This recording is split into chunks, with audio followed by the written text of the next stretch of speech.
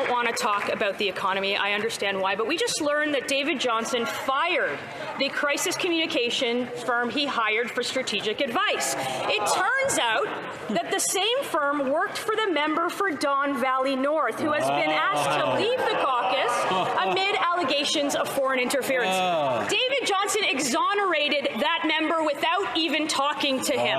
There is conflict of interest, and then there's this. What the hell is going on?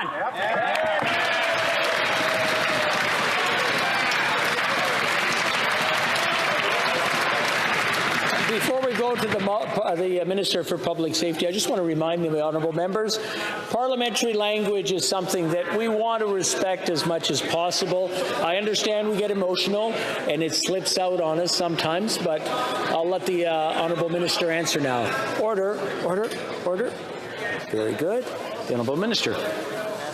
Mr. Speaker, it's shocking but not surprising at this stage that the Conservatives continue to focus on Mr. Johnston, somebody who was appointed by a former Conservative Prime Minister in Stephen Harper, someone who did much work under the last Conservative government, and despite all of that, would rather focus on partisan attacks than the actual hard work of fighting foreign interference together. Now, Mr. Johnston has laid forward a path where we can engage Canadians to ensure that our national security establishment has all of the tools that are necessary to protect Canadians. And rather than continue on with these partisan attacks, the leader of the Conservative Party of Canada should take the briefing. The Prime Minister's rapporteur was paying the same crisis communications firm as the member for Don Valley North. That's the former Liberal member who left caucus because of the same scandal the rapporteur was supposed to be investigating. And in a surprise to no one, the rapporteur exonerated the former Liberal MP. With all of these conflicts of interest, will the Liberals recognize the damage that they're doing and call a public inquiry today? The Honourable Minister for Public Safety. Mr. Speaker, on and on the Conservatives go about Mr. Johnston, who was appointed by Stephen Harper. They now appear to disagree with their former Conservative leader.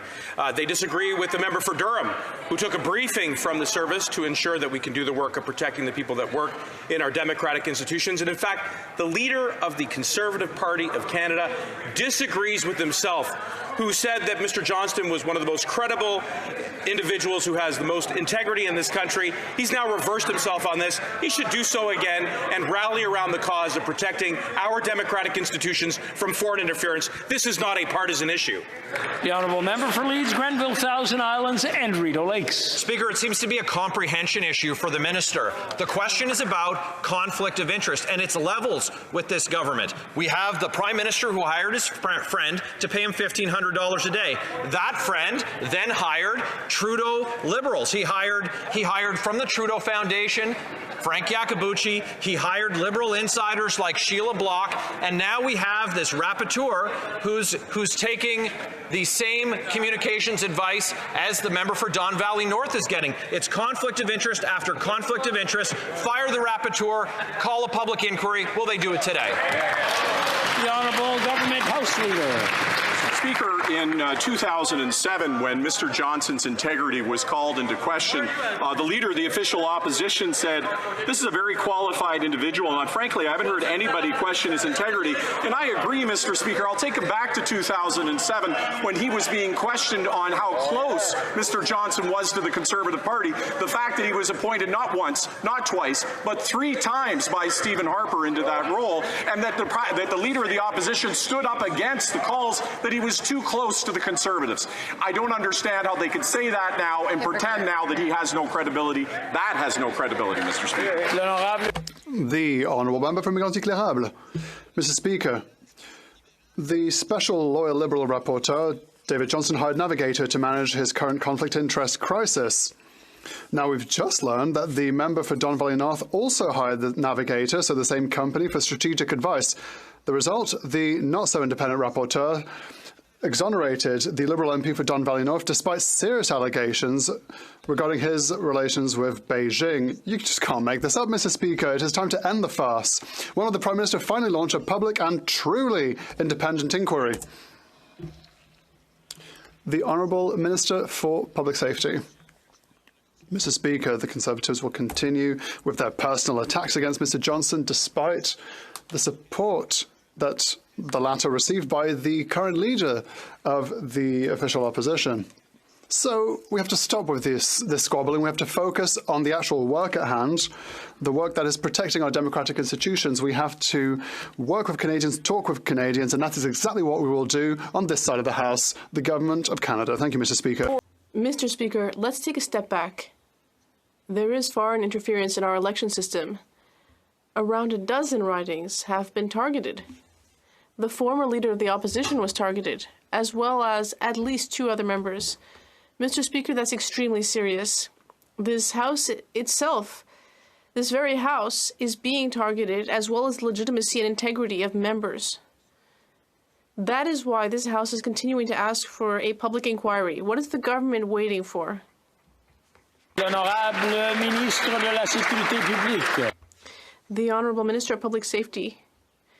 Mr. Speaker, the short answer is nothing, because from the very beginning, we have taken concrete action. We have created new powers for the national security establishment. We increased the amount of transparency with the creation of NSICOP and NSIRA. And now, we have a recommendation for next steps by David Johnston, a distinguished Canadian, about the next stages that we can take to better protect our democratic institutions, and that's what we're focusing on. The Honourable Member for Laurentides-Labelle. Mr. Speaker, this government is constantly saying that the opposition parties are showing partisanship on this matter, but we are asking for a public and independent inquiry exactly for that reason, to keep partisanship far from the matter, and yet the Liberals have appointed a rapporteur who is only accountable to the Prime Minister. Mr. Speaker, the Conservatives, the Bloc Québécois, the NDP, all of the communities that have been interfered with by China, the former Chief Electoral Officer, Jean-Pierre Kingsley, and even former Liberals like Gerald Butts, they're all asking for a public inquiry. So who's really being partisan here? The Honourable Minister. Mr. Speaker, we are accusing the opposition of making partisan attacks on Mr. Johnston because that's exactly what they've been doing for months. For several months, the opposition, especially the Conservatives, have been continuing to engage in personal attacks against Mr. Johnston despite his long years of service. Now, the opposition should change its ways, work together, accept the briefing, and better protect our democratic institutions and all Canadians. Mr. Speaker, yesterday David Johnston, the loyal rapporteur of this Prime Minister, his ski buddy, his cottage neighbour, his dinner companion, and member of the Trudeau Foundation, was incapable of seeing any conflict of interest. Now, I can understand why our ethically challenged Prime Minister would be oblivious to this, but for a lawyer, law professor, and dean of a law school, this is nothing but willful blindness. David Johnston has lost the trust of Parliament and Canadians. It's time to end the sham. When will this Prime Minister show Mr. Johnston the door and call for a public inquiry? The Right Honourable Prime Minister. Mr. Speaker, let me quote.